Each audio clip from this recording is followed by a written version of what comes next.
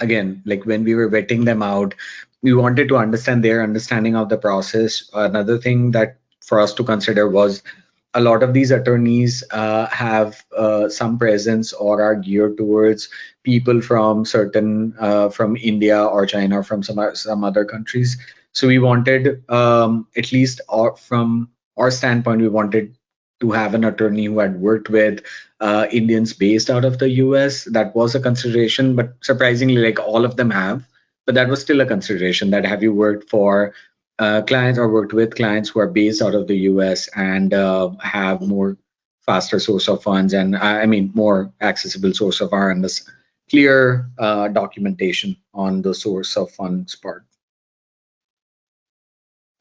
I think the first key thing would be, is there any international source of funds involved, so like gifts from friends or family, or anything coming from outside of the United States? Then you need to have an attorney that understands how that money is coming in and being funded for the EB5 project. For us, it was fairly straightforward, with all of it being salaried funds from the US. But a lot of times it's very complicated. And so having an attorney that has an understanding of the cross-border taxation and what's allowed to be submitted for EB5 is really helpful.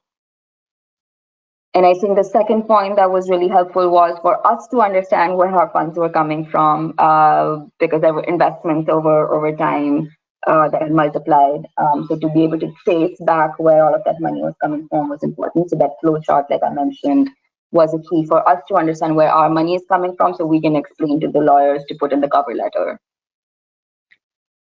And in terms of the rural TEA qualification, how much did that kind of drive your decision? You know, you mentioned the One Tampa project earlier. What ultimately, you know, made you more comfortable with going with Rocky River, which is rural, versus One Tampa, you know, which is urban?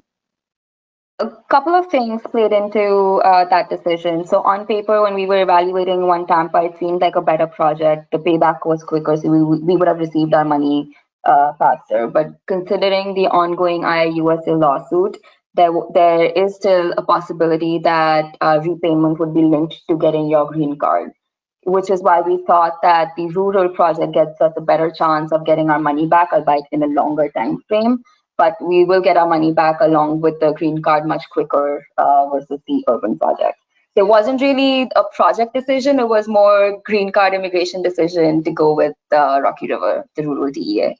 And just kind of looking at the project in terms of generating cash flow, one of the things you mentioned earlier, you know, what about just the concept of building and selling these single family homes was attractive to you versus, you know, some of the other rural projects, which are, you know, more hospitality, you know, more resort hotel, you know, oriented? What kind of just made you more comfortable with that type of project versus, you know, something that was also rural but more hospitality tourism related?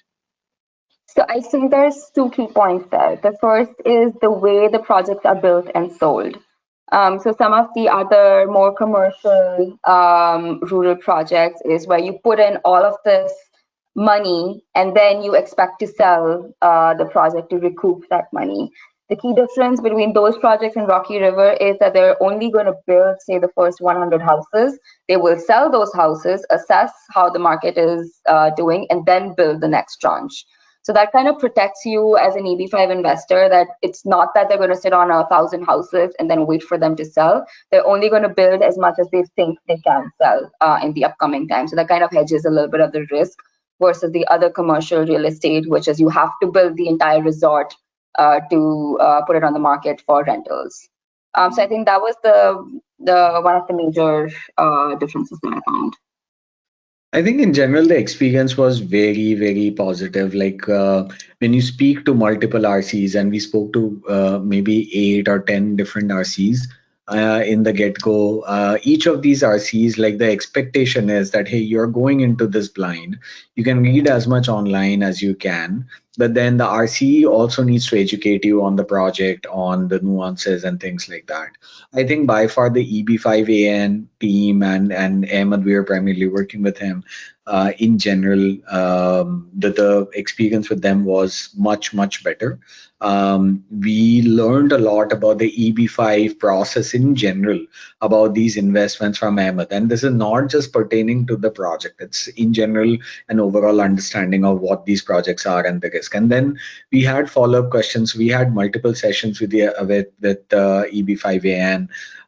That did not necessarily happen with the other RCs. Even when the ones with that are attractive projects, we were again, we went in with the knowledge that we probably gained from talking to the EB5AN team, which helped us have more informed decisions. So in general, we had, like, I had a fair amount of, I think that it was a very positive experience.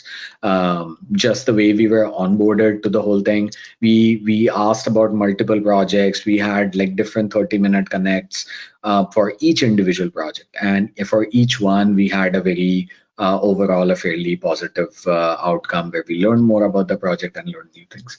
So all in all, like, I just think um,